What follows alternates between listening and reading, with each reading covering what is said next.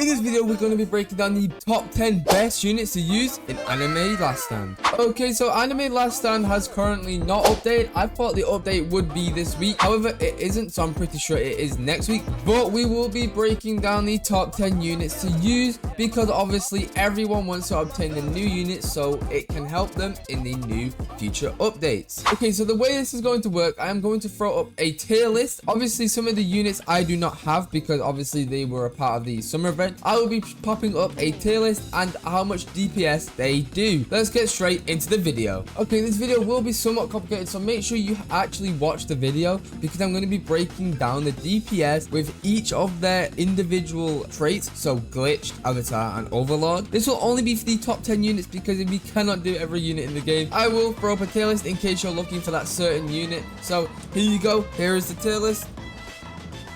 Stay to the end of the video where we show each of the meta elementals. That means we are going to break down the elements such as fire, nature, water, and light and dark. And if I'm missing one, let me know because I completely forgot. This video is going to take me very long to make. Okay, so we're just going to jump straight into this tier list. Okay, so this is the tier list that we are going to be using. It is by the official Anime Last Stand wiki. So these are the top 10 DPS units you are going to want to obtain. So number one spot is going to be the Pride. Pride is a very good unit. He does cost a hell of a lot of money, but as you can see, he goes to 1.2 million. However, the Pride of Glitch does 18.6 million DPS with burn is going to be insane. Pride is a must-have unit.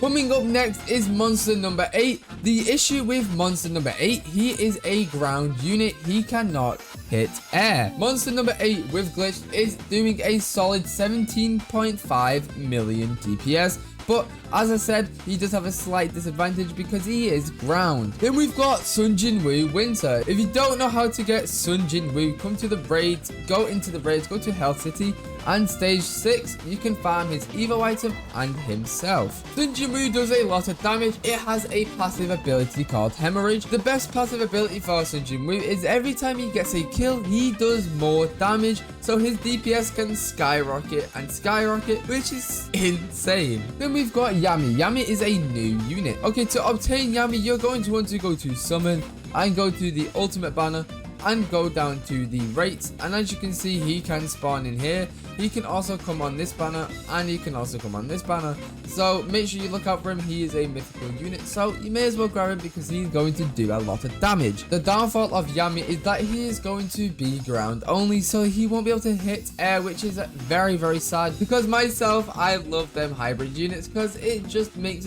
the game run more smooth. In my opinion, it's okay. He is a ground unit. Next up is going to be Division Captain. If you don't know how to get Division Captain, it's going to be the same as Yami. Just go to the banner and she should be on the number 2. So if you go to the Celestial banner, you will be on here as a mythic unit. As you can see, if I go to my Division Captain, she is a mythic unit and her placement is her downfall. As you can see, she's doing 144k with a C+. Her placement is a downfall because she does cost a lot. She does a solid 12.29 million DPS with glitch, so that is going to easily be insane. Next up is going to be Guts. To obtain Guts is going to be like every other unit, is going to be on the summon. Guts is actually a celestial unit, so if we go into my inventory, as you can see, he is a celestial. You will need his Evo item. So obviously to craft his Evo item is going to require shards, but I'll be making a video on the best way to require them shards. Make sure you stay for that video. However, let's get back.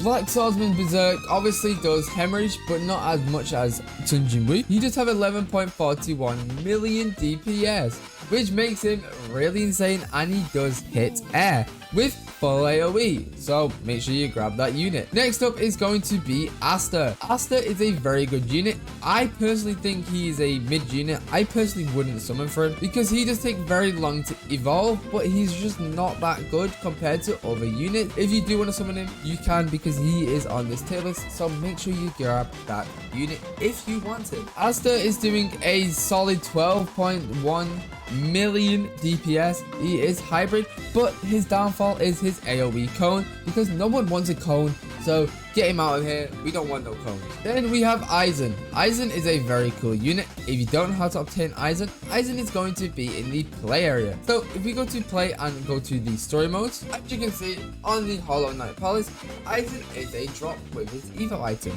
You are going to get this unit because he is a free unit to get, and you can also farm jewels while getting him. Trust me, he is going to be a unit you do want to get because he is a light unit, which he is meta for Dark Caverns. Aizen does 11.7 million damage with an AoE circle, and he does hit hybrid. His buff is going to be the stun, which is going to be insane. There is no downfalls with this unit. Next up, we have Arthur. Arthur is a very good unit doing 11.2 million damage, and he is a ground unit, which does suck because I keep mentioning hybrid units are my favorite. It is fine, he is a ground unit, but he also is a very good meta light unit for them caverns. Night King is going to help you a little bit in the light caverns. Personally, I would wait to the end of the video where I show you the best units to summon for them elemental caverns, but it is fine. If you want to use him, you can use him. Next up is going to be Jester. Jester does 10.3 million DPS with his Dismantle. Dismantle is very good passive. Once again, he hits ground. Why do all these cool units hit ground? Make him hit air, man. Like, what's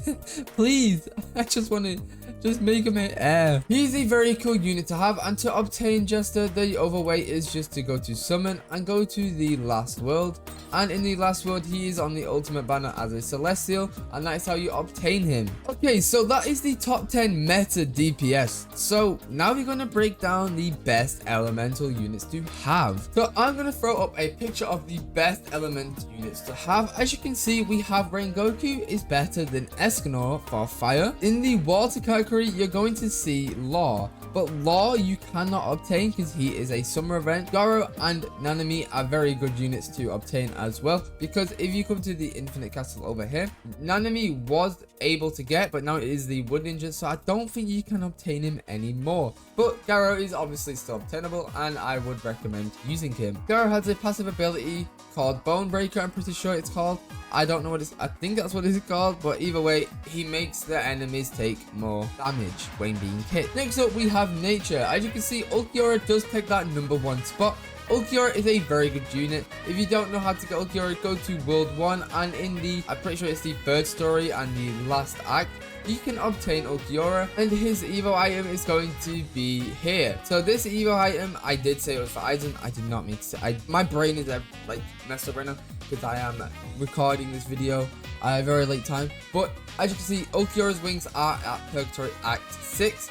So make sure you get that because he is a very good unit to have. Tatsumaki does creep in the #2 spot because Tatsumaki is a very good unit. I would suggest everyone having. She is a slow unit and she does hit air off placement with a really good SPA. So I would obtain her as fast as possible. In the dark, obviously Benimaru is going to take that spot. Benimaru can be obtained on the ultimate banner. People say, oh, you just can't get him, but you still can.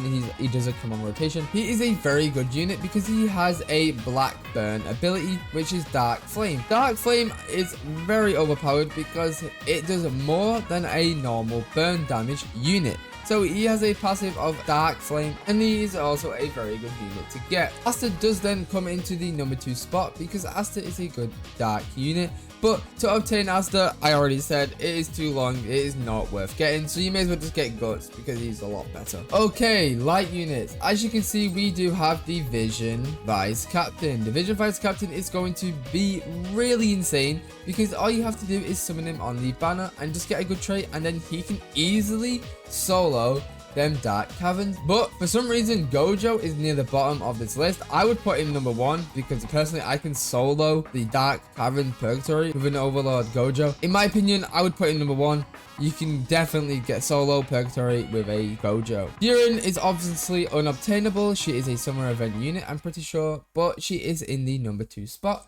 And obviously we have the supports at the bottom, which you guys can see because, yeah, I don't need to go over them. Okay, that is the units I would summon for. As you can see, it is a long video. But if you do enjoy these videos, please hit that like button. They do take so long to edit. It is painful, please. But I have really been enjoying my journey. We did hit 4K subscribers, and obviously there you go, Jonas and Sebi replied to one of my videos, which made me so happy and inspired me to do more content. I can't wait to do more content. But this has been Milk, and have a blessed day.